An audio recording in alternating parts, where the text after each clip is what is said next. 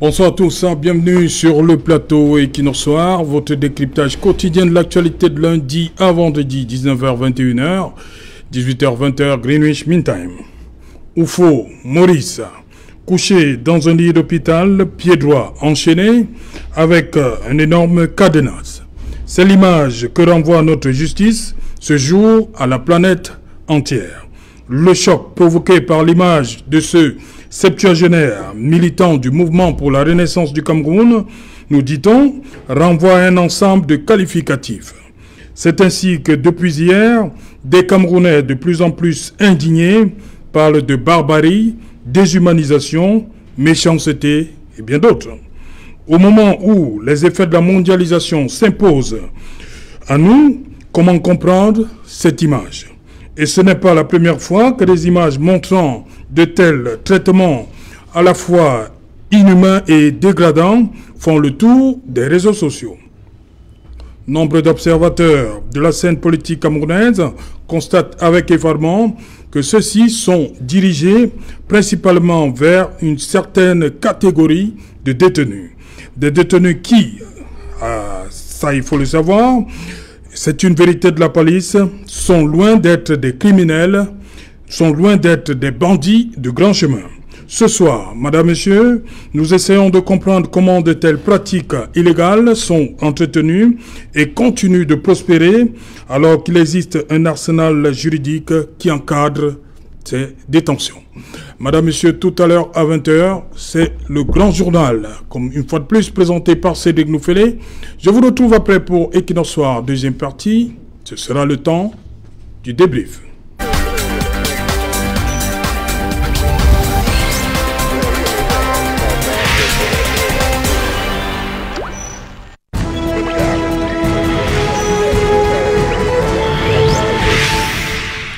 Traitement inhumain et dégradant de certains prisonniers pour un retour aux fondamentaux juridiques. Madame, Monsieur, pour en parler, nous avons invité un plateau ce soir. C'est par qui commence? Bertrand Djoko. Bonsoir. Bonsoir Bertrand. Bonsoir Serge Alain. Les autres visages sont connus. Oui. C'est la première fois. Bon, les autres visages sont connus. C'est la première fois que je suis sur le plateau. Pourquoi j'ai décidé de commencer. Oui. Et bonsoir Bertrand Djoko. Merci. Vous allez bien? Assez bien, assez bien. Assez bien. Et je voudrais profiter de l'occasion que vous me donnez déjà ici pour vraiment souhaiter un prompt rétablissement à notre ami politique Oufo Maurice qui est en ce moment enchaîné sur le lit de l'hôpital à Quintini. Et souhaiter également beaucoup de courage à nos AP, amis politiques qui sont encore en détention depuis le 22 septembre. Ils sont 124 et je leur adresse vraiment beaucoup mes encouragements. Je vous remercie. Voilà, merci Bertrand Djoko. Vous avez une histoire particulière, on aura le temps. Les téléspectateurs vont découvrir tout à l'heure qui est véritablement Bertrand Djoko et pourquoi vous êtes là ce soir. À côté de vous, Barista Tamfou Richard, you are welcome. Thank you, Serge Alain. Good evening to the co-panelists. Good evening to all those Cameroonians who are watching, especially those who are suffering the injustices in Cameroon. We live an era whereby you need to be a victim before you really understand the pain that some of us or some people are facing. The images that we see do not honor in the country Cameroon that we are, and it's regrettable that we take pleasure in seeing others suffer for crimes which to us or to me do not have a place to be. So we can only see these are the signs of an end regime, and we just have to be strong to make sure that when the regime is over, we have to rebuild or renew the Cameroon that we want to live and better living conditions than the one that we are seeing today. It's voilà, really deplorable. Voilà, avant de revenir à ma gauche, on va faire un tour à Yaoundé où nous attend Maître Claude Kené. Bonsoir Maître, bienvenue. Bonsoir Serge Alain. C'est un honneur renouvelé de me retrouver sur votre plateau ce soir. J'adresse mon bonsoir à tous mes excellents confrères de Douala. Je pense à Maître Tamfou que vous avez déjà présenté, à tous les autres confrères, tous les autres panélistes qui sont sur votre plateau. Mes salutations renouvelées à toute la communauté Equinox Télévision. Voilà. Je vous remercie. Merci, merci Maître Claude Kené. Bonsoir, Maître Augustin Gueffak. Serge Alain, bonsoir. Je vais commencer ce soir par adresser mes condoléances les plus attristées à mon ami Rami Philippi qui vient de perdre sa maman. Courage. Je vais faire une petite précision, Serge Alain, si vous me permettez. Oui. Il y a une semaine, j'étais sur ce plateau à la même place. Toujours, c'est votre place. Bon, merci pour cet honneur. Cette place-là, Maître Gueffak. Oui, lorsque nous échangeons sur les douleurs que le parti État fait connaître à la population du Sud, alors vous avez passé une image que j'ai commentée et que mon contradicteur du RDPC m'a fait mentir, m'a fait donner une contre-vérité. Il s'agissait de quoi? Le ministre des Travaux publics avait dit qu'une coterie de l'élite du Sud était venue le voir pour l'amener à surfacturer le kilomètre de goudron. Moi, j'ai repris cela et mon contradicteur m'a dit que c'était mon entendement personnel. J'avais présenté mes excuses pour cette mauvaise audition. Alors, sorti d'ici, il y a nos admirateurs qui ont suivi la scène. Ils ont scanné cette partie, qui m'ont renvoyé inbox en me disant « Tu n'avais pas le droit de t'excuser ». Alors, je retire ces excuses publiques. Par contre, poursuivant dans cette analyse fausse, nous avons eu à décrier le comportement de cette élite que certains qualifient au Sud d'élite prédatrice, d'élite comprador. J'ai dû qualifier leurs pratiques de culture, sincèrement emportées par ce vocabulaire globalisant. Certaines personnes qui ont l'habitude de détester cette chaîne ont cru entendre que j'avais stigmatisé tout le peuple du Sud. Au contraire. Je suis un fan lecteur, je suis un fan de Charles Ateba Yéné, j'ai presque toutes ses collections que je revise. Je parle du Sud avec le cœur, je ne parle pas du Sud en tant qu'un envié ou bien un passager.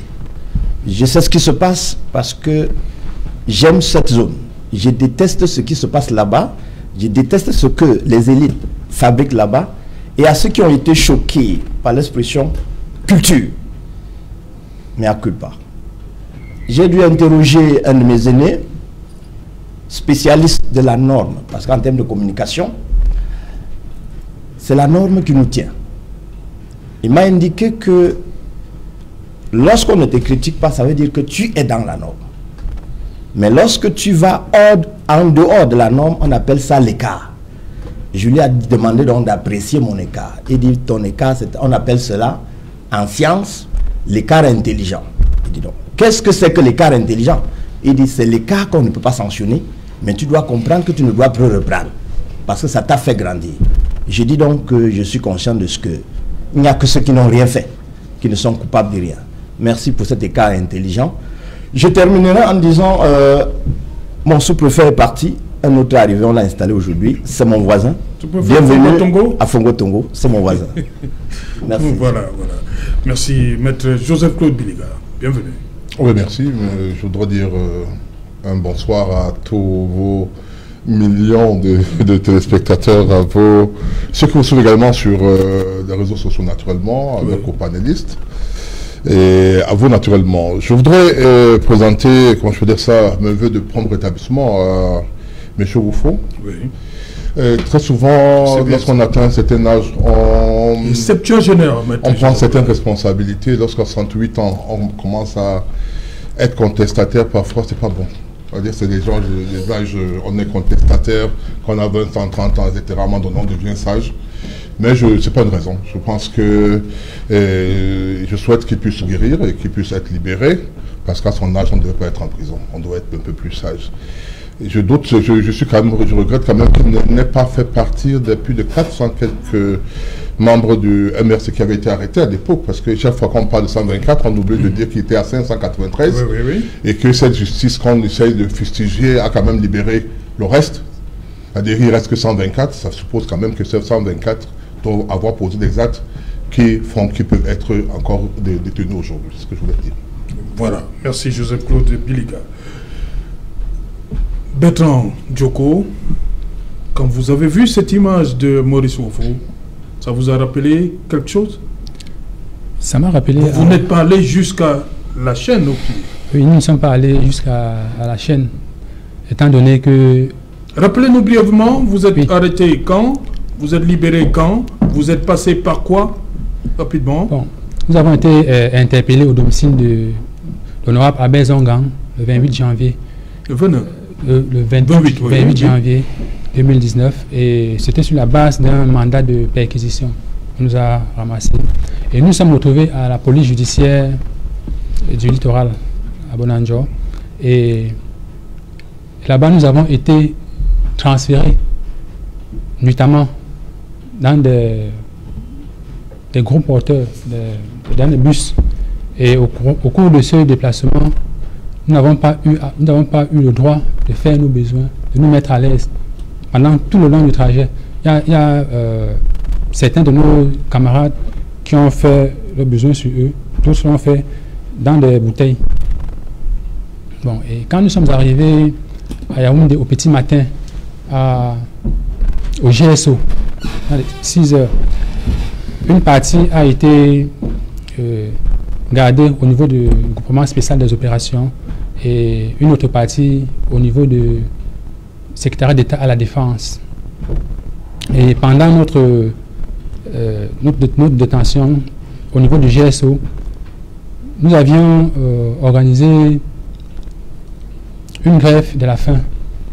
Et au terme de cette grève, il y a 4 personnes parmi nous qui ont été internées à l'hôpital de la police, l'école de police au niveau de l'école de police au niveau de Tinga.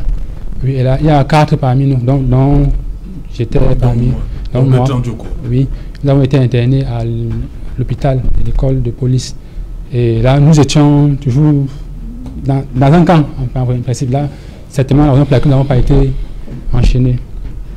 Et au terme de notre détention, de notre garde à vue, nous avons été conduits au niveau du tribunal militaire.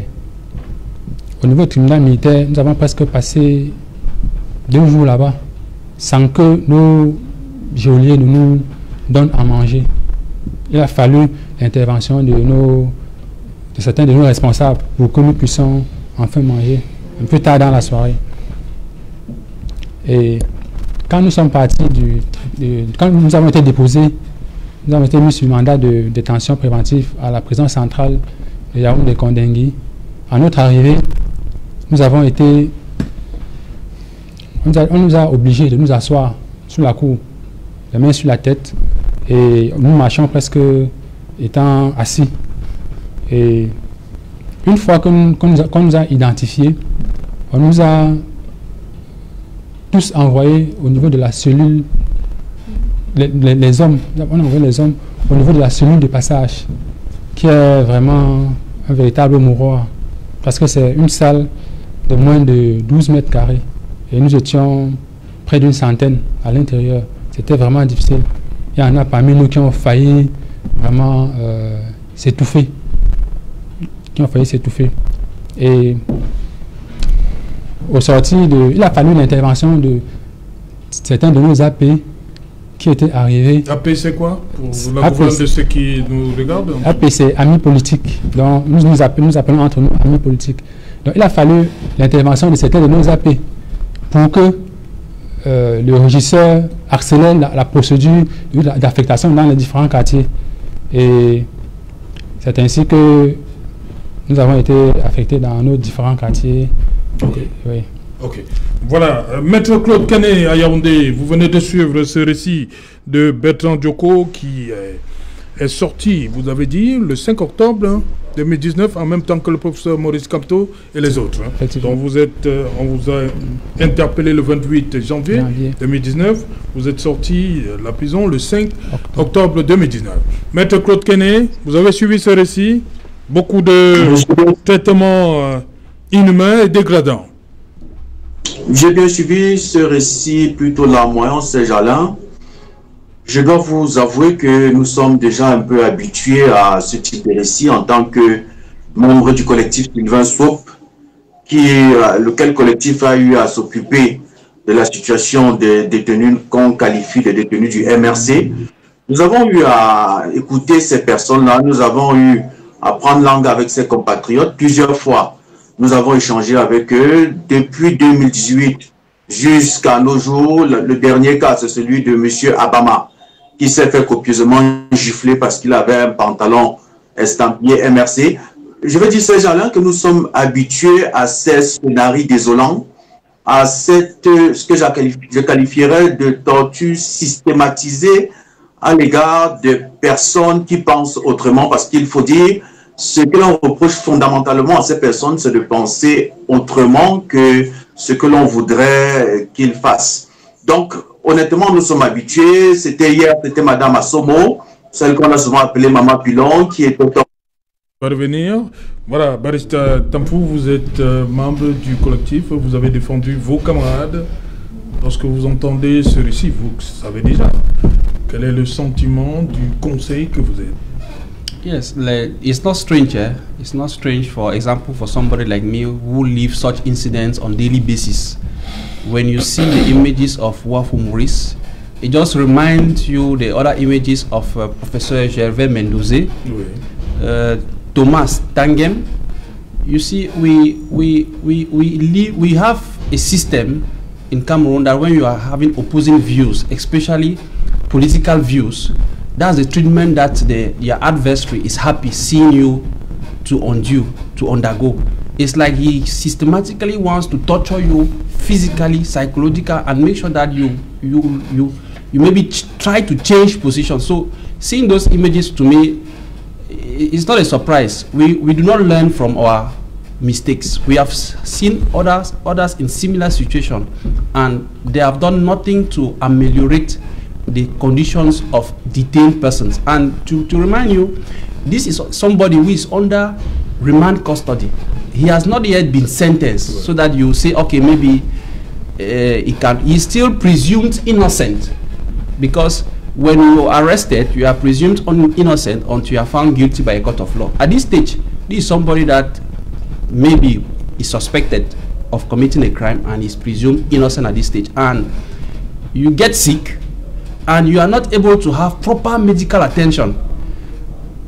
Maybe he had to reach the critical stage before he was being deferred to Lakentini. And even there at Lakentini, you see his fragile health conditions, why they need to change him. At that age, 68 years, is that not inhumane? Where is our humanity as far as the administration of justice is concerned? I think there's a lot of interrogation as to the way we treat human beings. We are all human beings, and I don't see the pleasure that you gain in treating another fellow human being like this. When you imagine that we have a whole National Commission on Human Rights, what are they doing? We hold seminars every day on how to treat maybe detainees or prisoners. What are the human rights, or what are the rights that a detainee can benefit? So when you see this kind of image, it can only revolt you. Okay. Yes, it's not showing a good image of what Cameroon is. So I think we should. It's not new, it's not strange, and there's no other word to qualify such treatment. Merci. Maître Augustin Gueffak, avant le lancement de cette émission, lorsque vous avez vu ces images, vous avez dit ce n'est pas bien. Qu'est-ce qui n'est pas bien? Ces gens-là, dans un système, dans un régime autocratique, l'État autocrate utilise toutes les techniques à différents niveaux pour exprimer sa toute-puissance.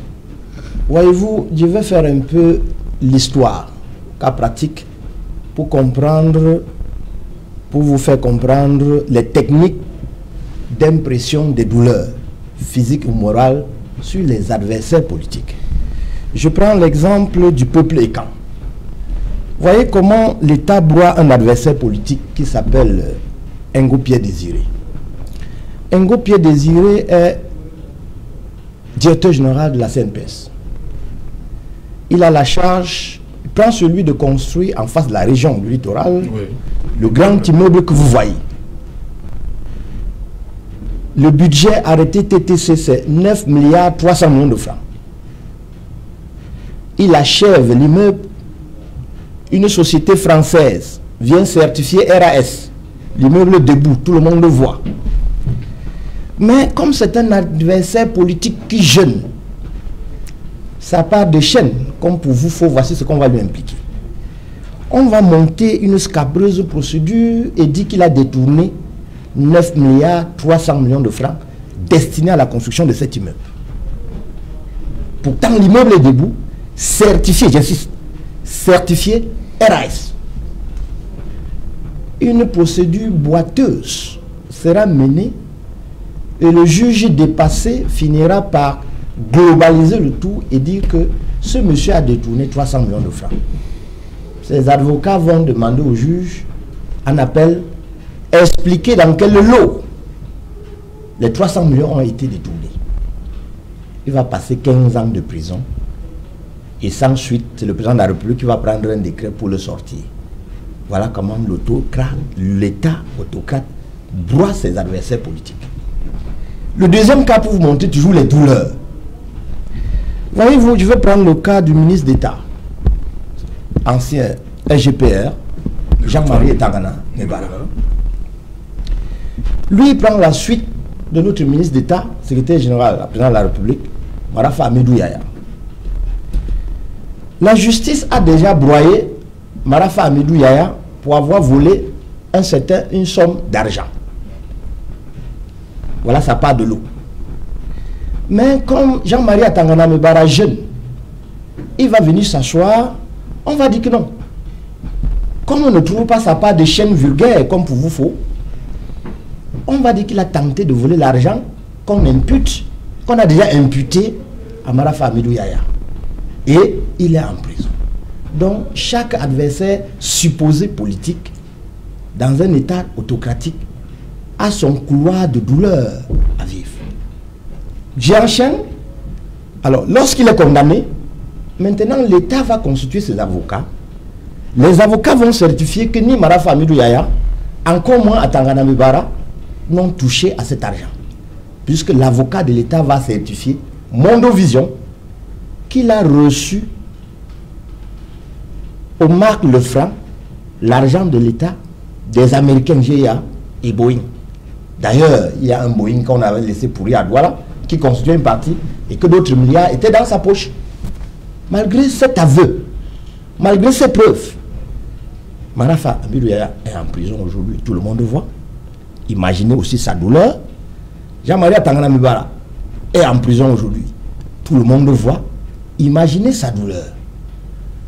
Ce que nous vivons aujourd'hui, c'est que M. Voufo n'est pas à la hauteur ou bien à la place des deux premiers que je viens de citer. Il faut que l'État autocrate trouve aussi une technique pour broyer celui-là, pour ne pas dire, pour broyer tous ceux qui sont comme lui dans cette chaîne. Vous voyez, on lui inflige donc... Maître Biliga dit qu'à cet âge-là, il ne devrait pas se retrouver dans la contestation. Laissez-moi finir. Maître Biliga, c'est des enchaînés politiques. Il ne peut pas faire autrement. Et je suis content qu'il ait vu son téléphone être retiré tout à l'heure parce qu'on devrait lui dicter la conduite à réciter ici. Mais là, ce n'est plus ça.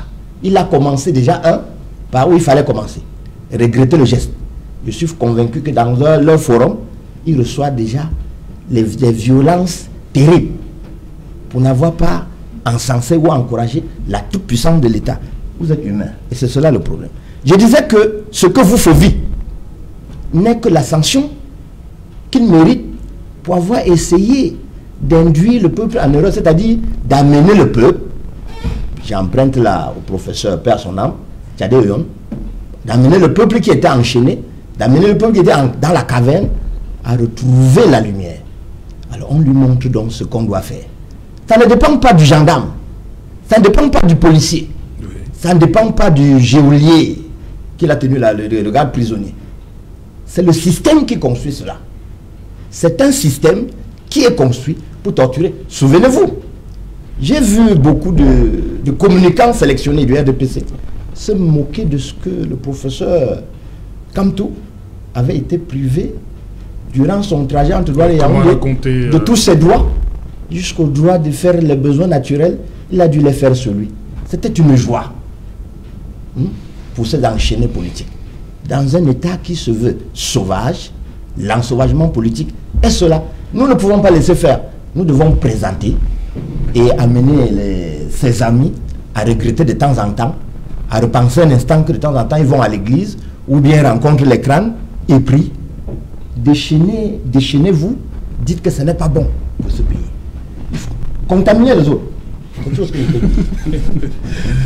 Voilà, maître Joseph-Claude Biliga, on l'a dit, vous suppose, il n'a pas encore été condamné, présumé innocent jusqu'ici, mais pourquoi un tel traitement?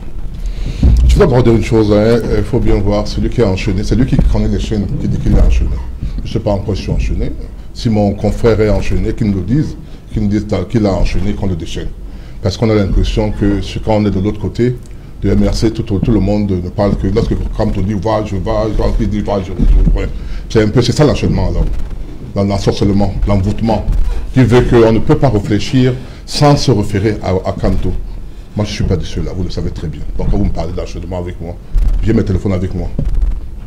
Je n'ai jamais attendu qu'on me donne une instruction lorsque je suis sur un plateau de télévision. Donc arrêtez ça. Ce que je voudrais dire, pour répondre à votre question, oui, maître. Je me réfère au récit de M. Bertrand Djoko. Et j'ai pris une partie qui est très importante. Il dit, dans un cas, on n'a pas besoin d'être enchaîné. Il vous raconte comment il a été, et quand il est arrivé dans le camp, on n'a pas eu besoin de l'enchaîner. Posez-vous la question. Parce que dans un camp, il y a des gens qui sont là pour protéger, pour garder les personnes qui sont gardées à vue ou bien détenues. Dans l'hôpital, il n'y a personne, il n'y a pas de gens qui sont, c'est pas le même contexte. Dans l'hôpital, il y a un contexte qui est beaucoup plus différent. On a peut-être 1 ou 2 vigiles, 2 gardiens, et il est possible que la personne qui est là puisse s'évader. Il y en a plein qui sont évadés. Il y en a plein qui sont évadés dans les hôpitaux. On le sait très bien. Plein se sont évadés. Donc, l'enchaînement, sans que ce soit question de bien, peut être justifié par le fait que on a peur qu'il y ait évasion, soit de la personne elle-même, soit aidée par les autres. Le gardien de prison, s'il y a évasion, est obligé parfois de sortir son arme et de tirer. Si M. Woff sort parce qu'il n'est pas enchaîné, par exemple, et qu'on tire sur lui, on va dire autre chose. On va dire oui, on a tiré sur une personne. Peut-être pas prévu, par précaution, on le fait. Et je dis, regardez sur Internet, tapez. Vous allez voir plusieurs prisonniers dans plusieurs pays du monde qui sont dans les hôpitaux, ils sont enchaînés. Ils sont enchaînés. C'est dans plusieurs pays du monde. Ce n'est pas seulement ici au Cameroun qu'on le voit. Une fois là, lorsqu'on avait publié une première liste, enfin une photo d'une personne, il y a des gens qui ont publié au moins une cinquantaine de personnes enchaînées sur les lits dans des pays différents. Pas le Cameroun, même dans les pays européens. Donc je pense que sans que cela ne soit une bonne chose, il faut quand même comprendre cela. Et pourquoi on arrive à ce niveau-là, par exemple? Je vais te raconter une histoire. Pas une histoire sur les hommes. Je suis jeune avocat. Et il y a ce qu'on appelle l'équipe nationale du crime. On a 1987, 88, 89. L'équipe nationale du... Pardon? Il y avait Sono? Non, il y avait Omam, il y avait... ils sont nombreux. Le nom va revenir. Paul Mignas, et Sommet. Vous avez dit l'équipe nationale? Du crime. Ah, ok. Du crime. Il y avait un qui s'appelait... Il y avait qu'on appelait Omam Blaise. Il y avait... il y avait Jean et Sommer, il y avait un Paul Mignas, il y avait beaucoup de personnes. Il se trouve que quand ces gars doivent être jugés, il y a quelqu'un qui vient malheureusement qui vient de nous quitter, le sultan Joya, qui est ministre de l'administration territoriale, et qui décide qu'on ne doit plus avoir l'uniforme pénitentiaire. C'est-à-dire qu'on ne porte plus le blanc avec des rayures, avec les culottes. Donc quand on arrivait en prison, on arrivait au tribunal, on était enchaîné et on portait cela. Première décision. On était stigmatisé. Alors il avait donc décidé que on ne porte plus cela. Je tiens à indiquer qu'au Rwanda, on continue à porter. Aux États-Unis, on continue à porter la tenue pénitentiaire pour les gens qui sont internés. Vous le savez, dans d'autres pays du monde également. Et il a pris une deuxième décision. Dès lors qu'on sort, on entre dans le tribunal, on déchaîne, parce que les gens étaient enchaînés, les gens sont enchaînés. Ils sont dans un fourgon cellulaire qui empêche qu'ils ne sortent pour poser problème aux gardiens de prison. Et quand ils sortent, ils ont les menottes. Et quand ils entrent dans la salle, on les démenote. Avant, on ne démenotait pas. On attendait le moment où on appelait votre dossier. C'est devant la barre quand vous enlevez les menottes pour pouvoir vous permettre de pouvoir... voilà. C'est ça la réalité. C'est dans le renouveau. Il ne faut pas qu'on pense que c'est avant, pendant le période d'Aïdjo. Je veux bien que cela soit bien indiqué. Et il se trouve qu'un jour, profitant de cela, ces enfants-là ont décidé de désarmer les gardiens de prison à la cour d'appel. La cour d'appel où nous sommes là aujourd'hui, c'est au TGI à l'époque. On fait le TGI en haut. Madame Tchoumi, Anne, elle est encore vivante, je crois. C'est elle qui était magistrate ce jour-là. Ils ont désarmé les gardiens de prison. Ils ont sauté, ils sont partis. On a arrêté certains d'entre eux, d'autres descendaient avec les autres personnes paniquées des escaliers sans difficulté parce qu'ils n'étaient pas identifiables. Ils n'étaient pas identifiables. Parce que ces personnes-là étaient identifiables. Si ces personnes avaient les chaînes, ils n'auraient pas pu faire ce qu'ils ont pu faire.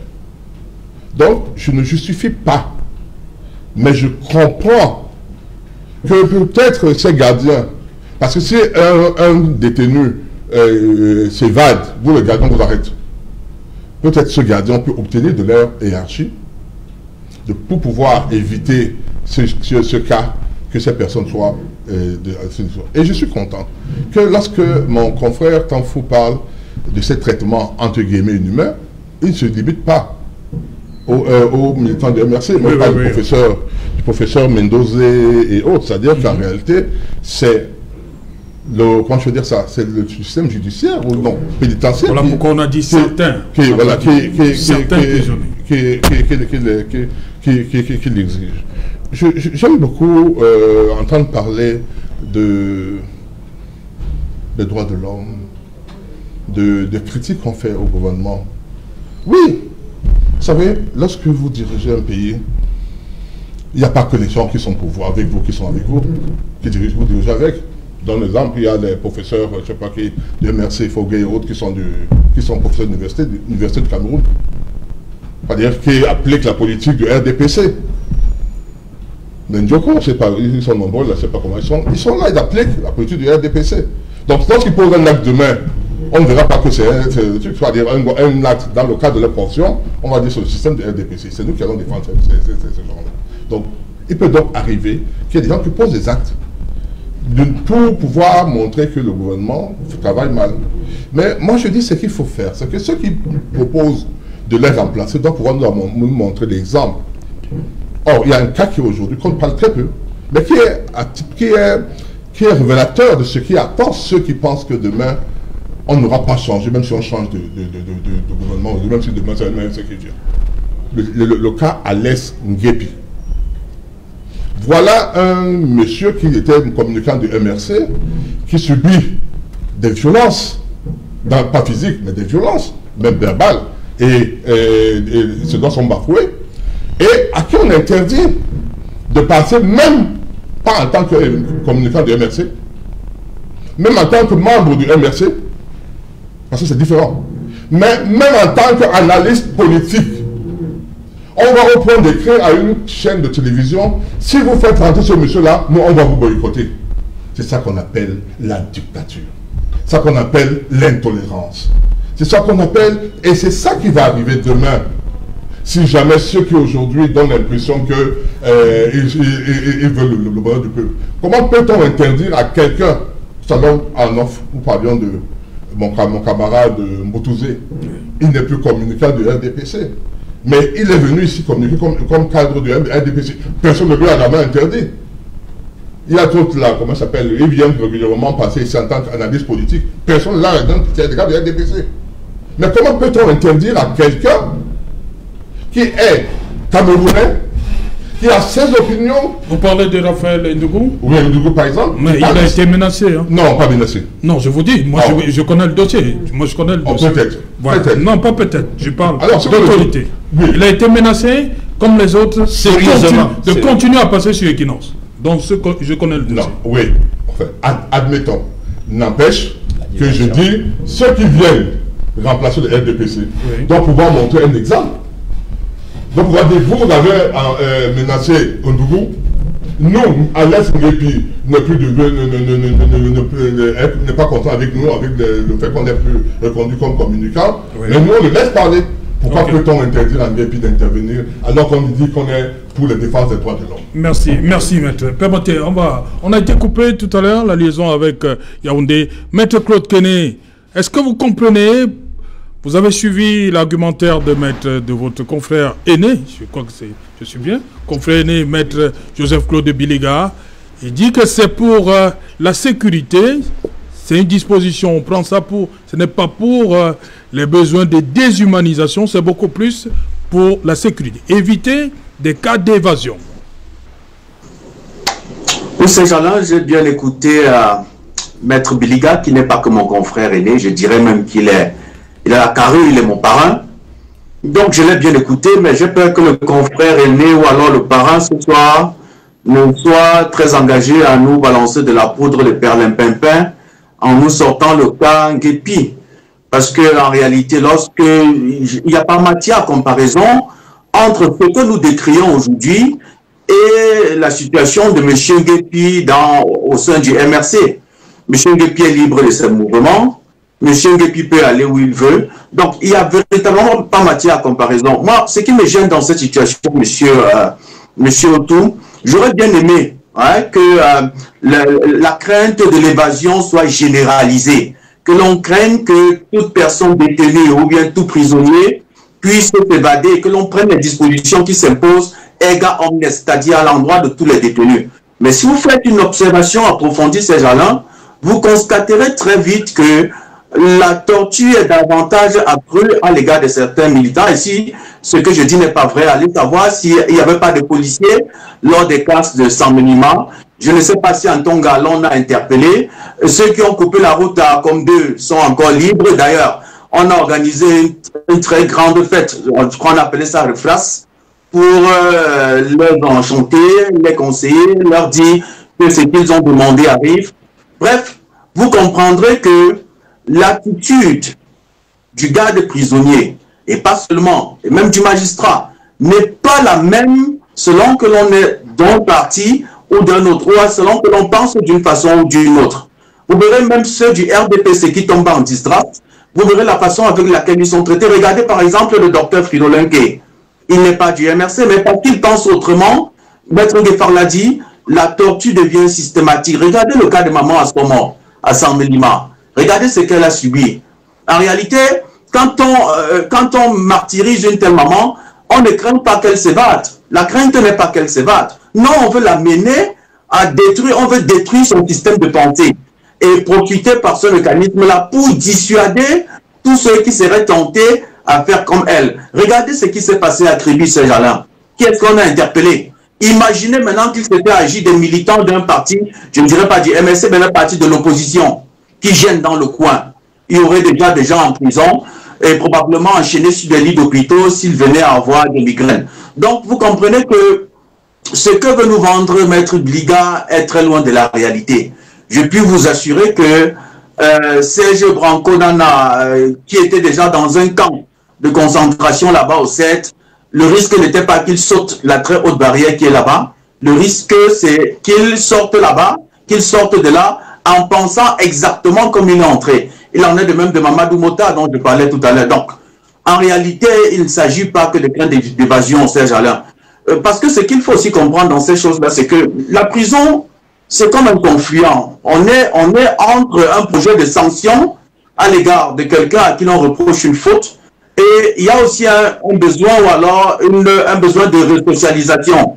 Mais vous constaterez que au Cameroun ou alors dans notre contexte actuel, et plus précisément depuis 2018, selon que vous pensez d'une façon, cela sera fait dans la logique de la sanction, ou alors d'une autre façon, cela sera fait dans la logique de la réhabilitation. Dans le cas du MSC, je le dis en tant que membre du collectif Sylvain Saut, c'est généralement la sanction tout azimut. Et c'est très dommage.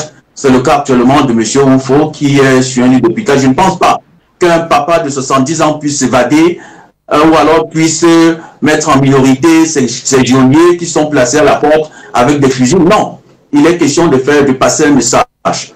Et je crois que Maître Biliga ne peut pas pouvoir convaincre en martelant que M. Oufo était sur le point de s'évader. Non, c'est pas pertinent. Je suis désolé, cher parrain, je suis désolé, c'est pas pertinent.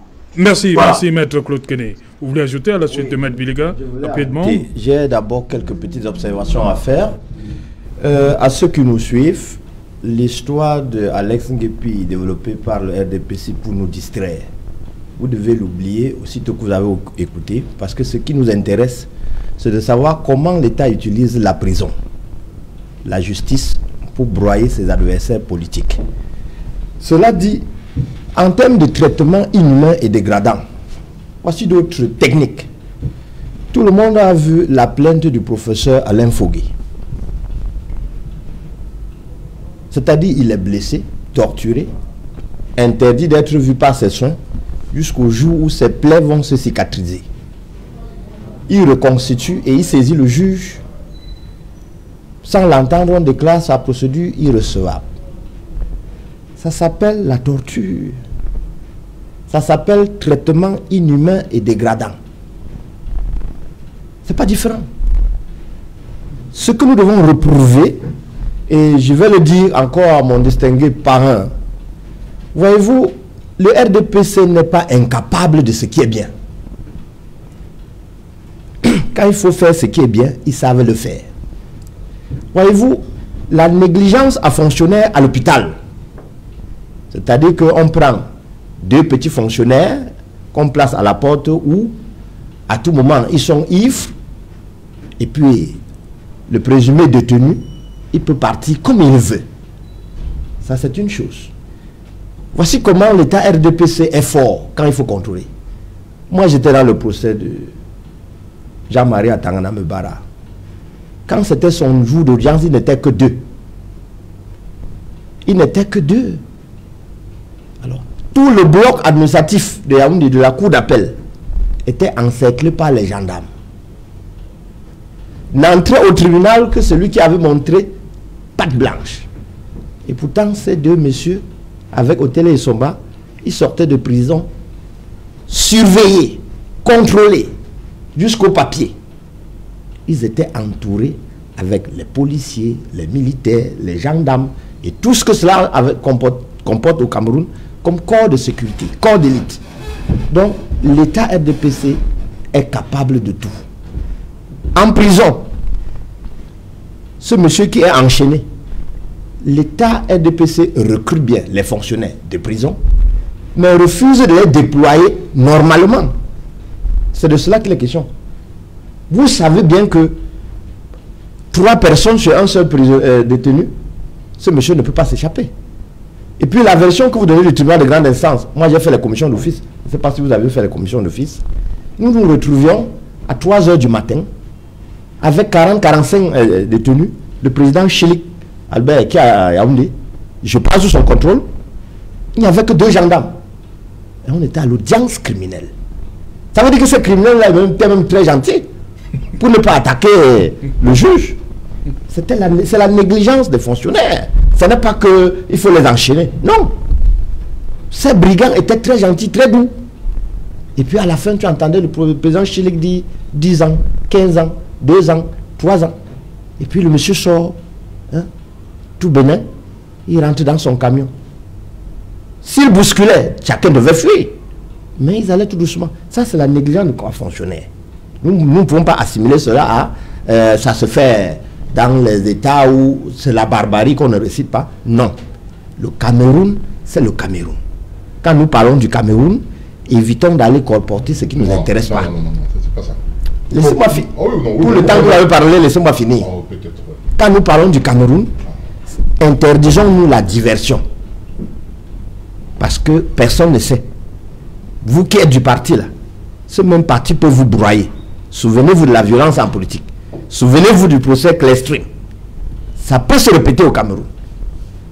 Voilà. Oui, rapidement. Il faut que les lorsqu'on vient sur un plateau de télévision, dire que lorsqu'on actionne quelqu'un, c'est que c'est la dictature au Cameroun, et que je dis que cela se fait pour des raisons de sécurité, et que ça se fait dans les autres pays du monde, qu'on ne vienne pas me dire que le Cameroun, c'est le Cameroun.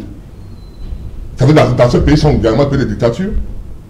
Lorsque vous voyez enchaîner le monsieur du président de FMI, parce qu'une fille, une dame, a prétendu qu'il a violé, on est aux États-Unis. Mais notez pas enchaîné.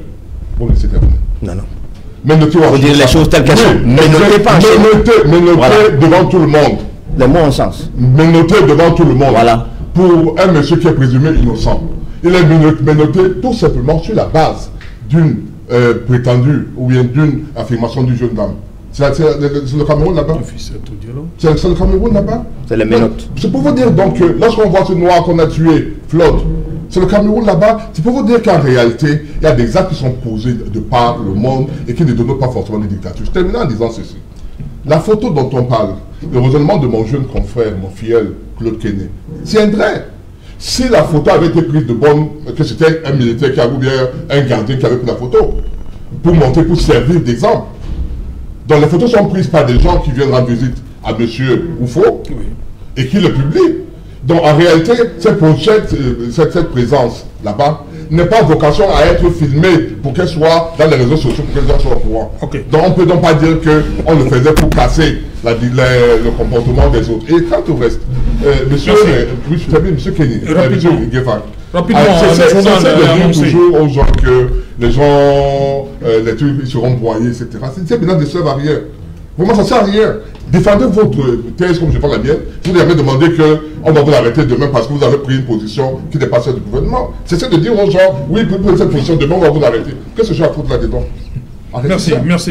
Je vous ai pas dans un instant, donc, le journal le plus attendu de la planète, c'est le 20h de Cédric Nouffelé. On se retrouve bien évidemment après le 20h pour la suite.